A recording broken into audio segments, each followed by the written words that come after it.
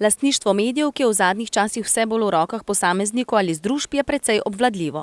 Mediji so dober kanal, s katerim si lahko tudi tajkuni operejo svoje ime in neposredno vplivajo na javno mnenje, saj ga sami oblikujejo. Jaz bi se bolj kot z uredniki ukvarjal pa z lastniki medijev in se spraševal, zakaj kot bralci oziroma kot medijski uporabniki dovoljujemo tak način poslovanja, kjer je v bistvu etika in morala in vse tisto, za kar naj bi bilo novinarstvo malo drugačno od ostalega gospodarskega privatnega sektorja, zakaj se to dovoljuje oziroma zakaj se to še zmeraj dogaja in kaj lahko mi naredimo. Mediji tako v želji po obvladovanju medijskega trga in zaradi lastniške in finančne odvisnosti postajajo aparat za vpliv na javno mnenje. Primarna funkcija raziskovalnega novinarstva pa je vedno manjša. Definitivno je v teoriji uredniška struktura tista, ki skrbi za vsebine, ampak se je treba tudi zavedati, da so uredništva pod pritiski lastnikov medijev, ki pa pač zahtevajo na koncu leta pozitiven finančni rezultat in jih ne zanima, kako se do tega finančnega rezultata pride.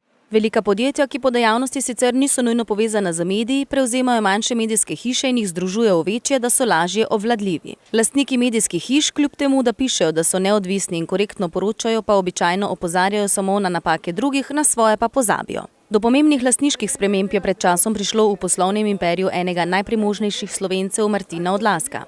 Pod okriljem je imel skoraj 1000 zaposlenih v družbah Papir Servis, Salomon, Ekipa in Set. Uradno je stopil iz lastništva Kraterja in Krater je tako v lasti same sebe oziroma jo obvladujejo podrejene družbe. Lastniku Dela Stojanu Petriču med drugim očitajo storitev kaznivega dejanja, zlorabe položaja ali zaupanje gospodarski dejavnosti oziroma pomoči pri tem.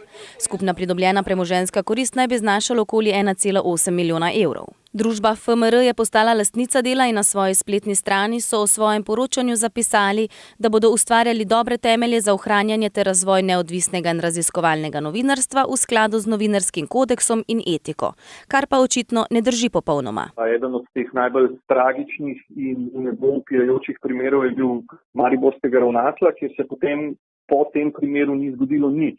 Lastnik Dela je ob prevzemu podjetja govoril, da bodo sledili etičnim načelom in da bodo delovali v skladu z novinarsko etiko. Če pogledate, kolikrat so bile edicije Dela v zadnjem času na častnem novinarskem razsodišču, kjer je bilo ugotovljeno, da so Slovenske novice kršile etični kodeks, pa se ni zgodilo nič. Večinska lastnika Večera, oče Boris in sin Uroš Hakl, še do danes nista pojasnila, od kod jim pravzaprav denar za odkup Večera.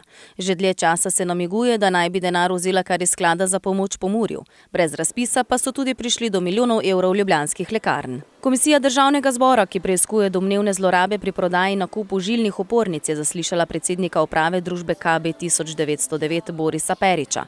Preko Mark Medicala je denar odtekal tudi za financiranje medijske družbe Mladina, ki izdaja tednik z enakim imenom, katerega urednik je Grega Repovž. Tudi NLB je ena od 4 največjih solastnikov omenjene firme in preko nje revije Mladina. Filipo Dolfus je do sedaj edino znano ime iz lastništva Mladine in je zaradi različnih nenavadnih okoliščin redno pod lupo medijev, policije in tožilstva v Italiji. Očitajo mu tudi sodelovanja s kriminalno združbo. Tudi lastnik DZS Bojan Petan, lastnik Dnevnika, je še vedno pod lupo kriminalistov. Slika lastništva medijev torej ne kaže na nepristranskost in neodvisno novinarstvo, temveč samo oblikuje poslovni model medijske ponudbe. Odpira pa tudi vprašanje o prihodnosti slovenskih medijev, avtonomnosti in novih modelih financiranja. Ti bi medijem omogočali večjo svobodo in nevtralno raziskovalno vsebino in jim kljub temu omogočali ekonomsko preživetje.